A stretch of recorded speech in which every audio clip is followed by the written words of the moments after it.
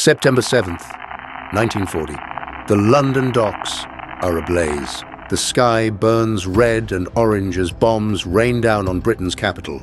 For 57 consecutive nights, the Luftwaffe will return, determined to break the spirit of a nation. But while the world watched Britain's skies fill with Spitfires and Hurricanes, another battle was being fought, one that would fundamentally transform British society forever. This is the story of how 7 million women stepped out of their homes and into the heart of Britain's war machine, how they built the planes, grew the food, cracked the codes, and held the nation together when everything threatened to fall apart.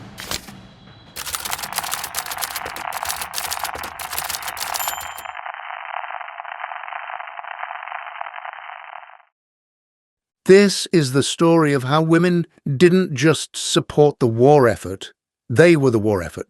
And when the guns finally fell silent, nothing would ever be the same again. Before the war, Britain was a nation of rigid social boundaries. Middle-class women were expected to marry, manage households, and raise children. Working-class women might work in domestic service or light factory work, but always temporarily. Always until marriage. The idea of a woman wielding a welding torch, driving a fire engine, unthinkable. But on September 3rd, 1939, when Chamberlain's grave voice announced that Britain was at war with Germany, everything changed. Within months, hundreds of thousands of men were enlisting or being conscripted. They left behind empty factories, abandoned farms, vacant positions in every corner of the economy. The government faced an impossible equation. How do you fight a total war when half your workforce has gone to the front? The answer was revolutionary. For the first time in British history, women would be not just encouraged, but required to work. In December 1941, Britain became the first nation to conscript women. Every single woman between 20 and 30 had to register for war work. No exceptions based on class, education, or social standing. The response was extraordinary. Some women had been waiting for this moment, eager to contribute. Others were terrified, thrust into a world they'd been told all their lives they didn't belong in. One factory worker later recalled, "I'd never even seen the inside of a factory. My mother nearly fainted when I told her I'd be working with metal and machinery. She thought I'd come home missing fingers. But they came. In offices, in factories, on farms, in military installations, 7 million women would eventually join the workforce. They doubled the female employment rate almost overnight. This wasn't just a workforce expansion. It was a social revolution happening at wartime speed. The heart of Britain's war machine was its factories, and the heart of those factories became women. By 1943, women made up 46% of Britain's engineering workforce. They were building tanks, ships, bombs and bullets. They were welding, riveting, operating lathes and presses that weighed tons. Perhaps nowhere was their contribution more vital than in aircraft production. Britain needed planes, desperately. The Battle of Britain had proven that air superiority meant survival. Women became Spitfire Girls, assembling the very fighters that would turn the tide in British skies. They worked 12-hour shifts, 6 days a week. Their hands moved with precision and speed, building machines that would save lives. The work was dangerous. Metal shavings could slice skin. Heavy machinery could crush limbs. Factory accidents killed and injured thousands. And then there were the bombings. Factories were prime targets. Women worked knowing that at any moment, German bombers might appear overhead. One munitions worker remembered, "We'd hear the sirens, and we had a choice. Go to the shelter and stop production, or keep working and hope the bombs fell somewhere else." Most nights, we kept working. In munitions factories, women handled TNT and other explosives. The work left their skin stained yellow from the chemicals. They were called Canary Girls, their bodies literally bearing the mark of their service. The toxic exposure caused illness, liver damage, even death. But production couldn't stop. Britain needed ammunition. Yet, for many women, factory work wasn't just about following orders. They innovated, They improved processes. They solved problems that had stumped engineers. Veronica Wedgwood became the first woman to supervise a tank production line. Elsie Widdowson developed food rationing guidelines that kept Britain nourished through the hungriest years. Women weren't just filling men's shoes, they were proving they could do anything. But recognition was another matter. Women typically earned half to two-thirds what men earned for identical work. The government and unions argued that men had families to support, that women's wages were merely supplemental. Never mind that many women were supporting families alone, their husbands at war or killed in action. Some women organized. They demanded equal pay, and while they wouldn't achieve it during the war, they planted seeds that would grow for decades to come. While factories built the weapons of war, farms grew something equally vital: food. German U-boats prowled the Atlantic, sinking supply ships faster than Britain could replace them. The nation faced a stark reality: grow more food at home, or starve. The Women's Land Army was Britain's agricultural lifeline. 80,000 women traded their city clothes for breeches and boots, heading to farms across the countryside. For many, it was complete culture shock. City girls who'd never touched a cow suddenly found themselves milking dozens daily. Office workers learned to plough fields, harvest crops, and manage livestock. The work was backbreaking. Up before dawn, working until sunset, ploughing, planting, harvesting, mucking out stables, slaughtering animals, repairing equipment. Winter brought frozen fingers, and summer brought blistered hands. There were no days off during harvest season. The crops had to come in, or people would go hungry. The work was dangerous too. Farm machinery could be lethal. Women dealt with aggressive livestock, poisonous chemicals, and infestations of rats that spread disease. Many Land Army girls lived in primitive conditions: barracks with no heating, outside toilets, inadequate food, despite working 14-hour days. Some faced hostility from traditional farmers who didn't believe women could do the work, or from rural communities suspicious of these city outsiders. But they proved themselves. Harvest after harvest, season after season, they operated tractors, managed herds, brought in crops that fed a nation under siege. The Timber Corps, a branch of the Land Army, sent women into forests to fell trees for pit props and construction. They wielded axes and two-person saws, working in all weather to keep timber flowing. By 1944, Britain was producing 70% more food than it had before the war.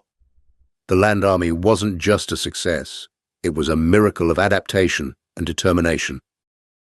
While women couldn't serve in direct combat roles, that didn't mean they weren't in uniform, and it didn't mean they weren't in danger. The Women's Auxiliary Air Force, the Auxiliary Territorial Service, the Women's Royal Naval Service. Over 500,000 women served in these organizations. In the WWII, women became radar operators, plotters, and intelligence officers. They tracked enemy aircraft, coordinated defensive responses, and analyzed reconnaissance photos. During the Battle of Britain, it was often women in operations rooms who first spotted incoming German raids, women who coordinated the scrambling of fighters, women whose quick thinking meant the difference between interception and disaster. In the ATS, women served in mixed anti-aircraft batteries, while regulations prevented them from actually firing the guns. They did everything else: spotting targets, operating predictors, and rangefinders, directing fire.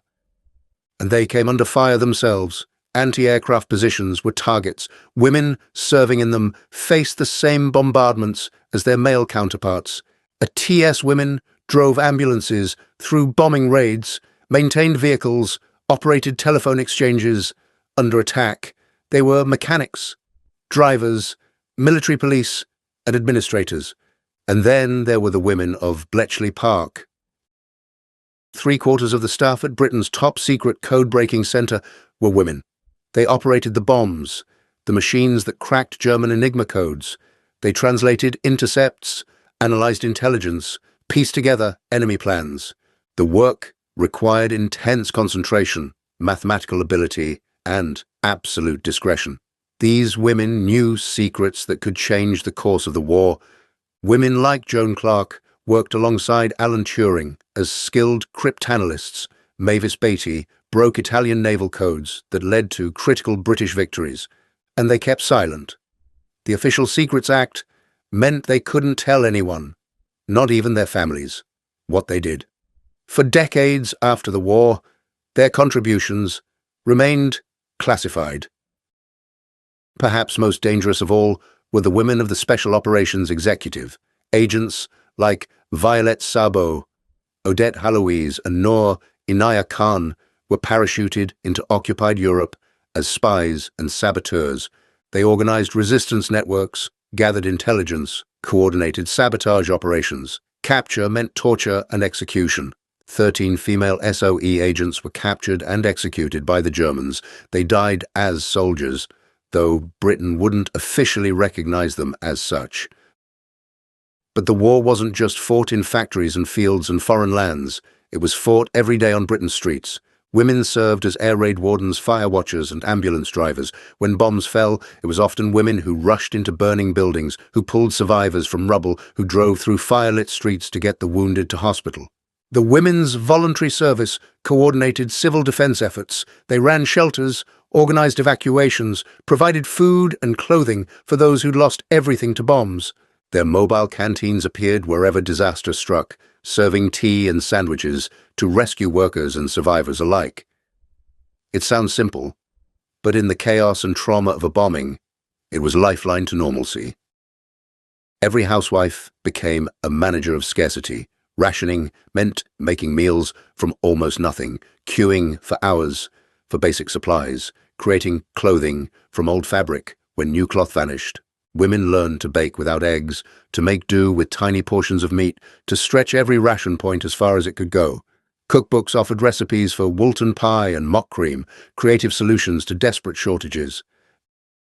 Many mothers faced the agonizing decision to evacuate their children to the countryside, sending them away to keep them safe, not knowing when they'd see them again. And always, there was the fear, the knock at the door, the telegram. We regret to inform you. Every woman with someone at the front lived with that dread. Yet they carried on. Widows returned to factory shifts the day after learning their husbands were dead. Mothers who'd lost sons kept serving in the WVS. There was no time for extended grief. The war demanded everything, but there was also solidarity. Women supported each other through shared trauma. Neighbors became family.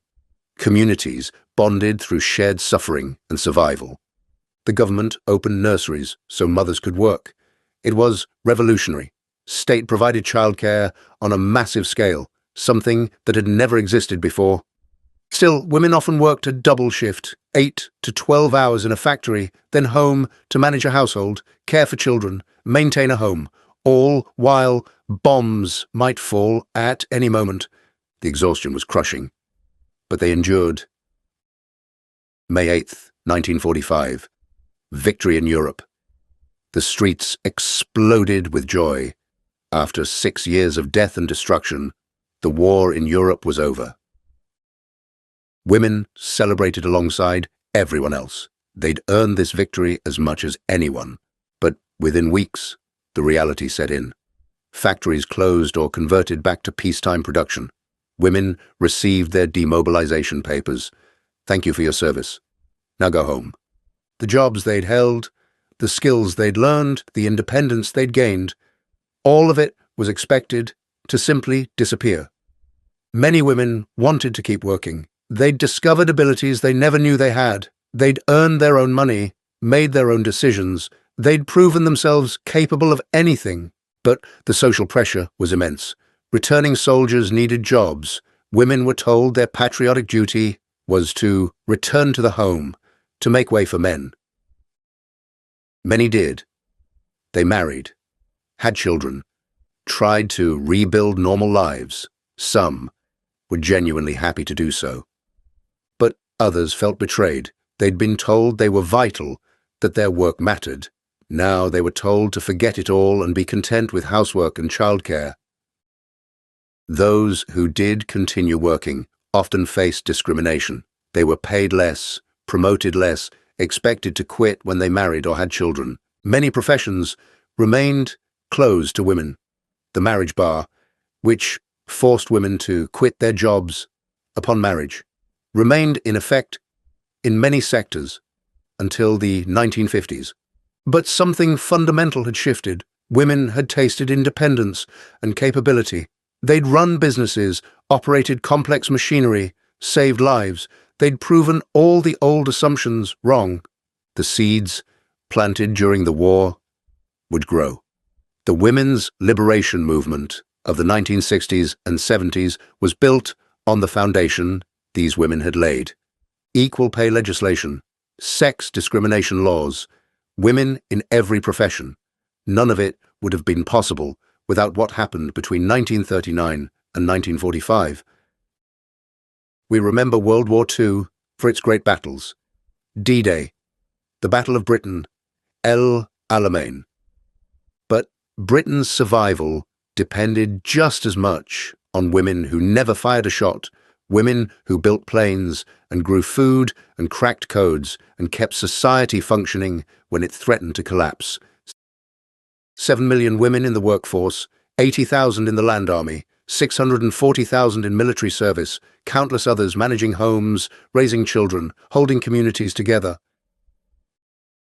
They didn't just keep Britain running, they transformed it. They broke barriers that had stood for centuries. They proved that women's capabilities were limited only by the opportunities they were given. The war asked everything of them. They gave it, and then some. And though many of their names have been forgotten, though their contributions were often dismissed or minimized, they changed the world.